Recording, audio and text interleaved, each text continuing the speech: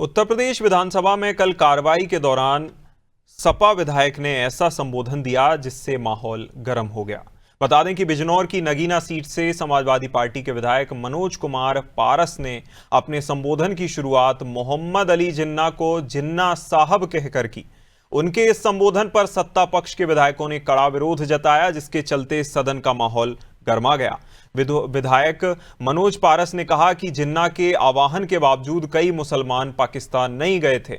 वहीं इस दौरान उन्होंने अनादि टीवी से भी खास बातचीत की।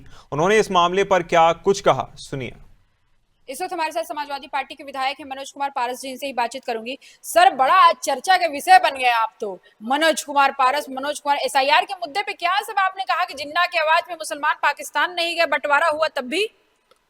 देखिए, सर्वप्रथम तो मैं आपके चैनल के सभी दर्शकों को मेरा नमस्कार, जय भीम, आदाब, सत श्री अकाल। आज आपने जो पूछा मुझसे, मैं उस पर कहना चाहूँगा। कल वंदे मातरम पर चर्चा थी और ये वंदे 150 साल पूर्ण होने के बाद, देश की आज़ादी के 75-78 साल पूर्ण होने के बाद वंदे मातरम पर चर्चा करना या कोई भी ऐसा तरीका भारतीय जनता पार्टी निकालती है कि किस तरह हिंदू मुस्लिम हो, किस तरह मुसलमानों का तिरस्कार किया जाए, किस तरह उनके साथ दोगला व्यवहार किया जाए। आज एसआईआर के मौके पर मुझे बोलने का मौका मिला और एसआईआर भी वही प्रक्रिया है। कल वंदे मातरम भी उसी प्रक्रिया का हिस्सा था कि कैसे उन लोगों को तुच्छ दिखाया जाए, कैसे उन लोगों को नीचा दिखाया जाए, जबकि संविधान में सबको बराबर का हक है, जो परम पूज्य बाबा भीमराव अम्बेडकर जी ने बनाया।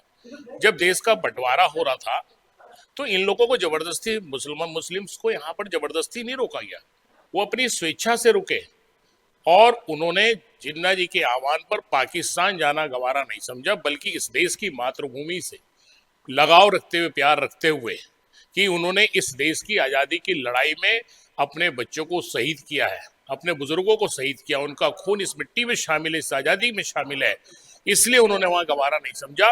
और हिंदुस्तान के संविधान में परम पूज्य बाबा भीमराव अम्बेडकर जो संविधान बनाया, उसमें विश्वास रखते हुए उन्होंने यहाँ रहना गवारा समझा और यहाँ वो रहते आए। और आज जिस दृष्टि से उन्हें देखा जा रहा है, मैं इस बात को और अच्छे तरीके से इस तरह से कहूँगा कि मैं पूछना चाहता हूँ, कौन सा हिंदू है कि जो सुबह से शाम तक कम से कम 20 बार इस देश की धरती को नमन करता हो, लेकिन इस देश के मुसलमान अगर 5 वक्त की नमाज पढ़ते तो कम से कम 20 बार नमन करते हैं। फिर भी उनके साथ ये तिरस्कार, फिर भी ऐसी नीतियां, सिर्फ वोट की खातिर। ये एसआईआर भी वोट की खातिर किया जा रहा है। अगर आप निष्पक्ष थे, इससे पहले एसआईआर होते आए हैं, 1952 से हमारा लोकतांत्रिक इतिहास है, 1952 से इस देश में एसआईआर होता है, लेकिन इस तरह का एसआईआर कभी नहीं हुआ।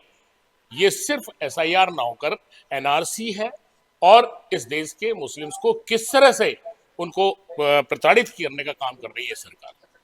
तो आपको लगता है कि एसआईआर जो है मुसलमानों के लिए हो रहा है?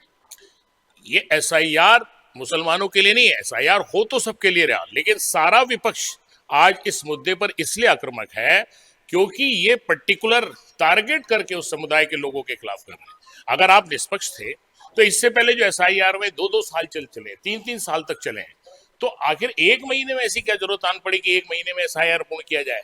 ये थे मनोज कुमार पारस जी, आज बड़ा चर्चा में है। विधानसभा में एसआईआर के मुद्दे को लेकर बोला कि मुसलमानों ने जब देश का बंटवारा हुआ तो उन्होंने स्वीकारा नहीं पाकिस्तान जाना, हिंदुस्तान में रहना ही स्वीकारा। और इसको लेकर चर्चा गर्म है। मनोज कुमार पारस का इस समय बड़ा चर्चा चल रहा है। इनका कहना है एसआईआर नहीं बल्कि एनआरसी है। कैमरा निशान के साथ मैं जया सिंह, अनाज टीवी, लखनऊ।